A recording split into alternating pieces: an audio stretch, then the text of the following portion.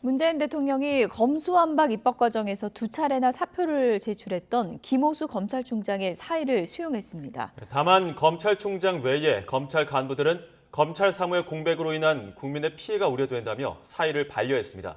청와대 취재기자 연결해 자세한 상황 알아보겠습니다. 백종규 기자. 네, 청와대 춘추관입니다. 네, 문 대통령이 고심 끝에 김호수 검찰총장의 사의를 수용했다고요. 네, 문재인 대통령이 오늘 검찰 수사권 완전 박탈, 검수완박 입법에 반발하며 물러나겠다는 뜻을 밝힌 김호수 검찰총장의 사의를 수용했습니다. 문 대통령이 지난 3일 국무회의에서 검수완박 법안 공포안을 의결한 지 사흘 만입니다. 청와대 박경미 대변인은 문 대통령이 김 총장의 사표를 한 차례 반려했지만 김 총장이 스스로 책임을 지겠다는 뜻으로 재차 사의를 밝히면서 이제는 더 미루기 어려운 상황인데 사의를 수용한다고 밝혔습니다. 다만 검찰총장 외에 다른 검찰 간부들의 사의는 반려했습니다. 검찰 사무의 공백으로 인한 국민의 피해가 우려되기 때문이라고 이유를 밝혔습니다. 그러면서 문 대통령은 대검 차장을 중심으로 빈틈없이 책무를 다해주길 바란다고 당부하기도 했습니다.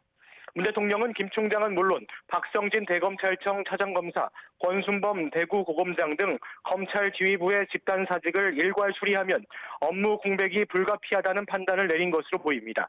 앞서 김 총장은 더불어민주당의 검찰 수사권과 기소권 분리 법안의 입법 강행에 반발하며 지난달 17일 첫 사의를 표했습니다.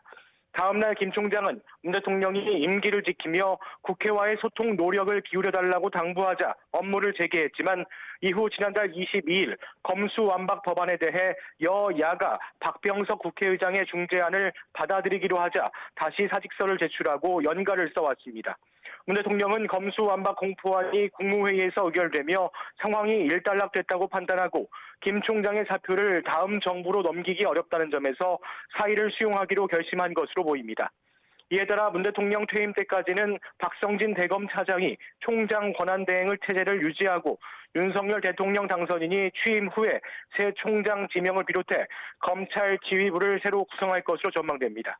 지금까지 청와대 춘추관에서 YTN 백종규입니다.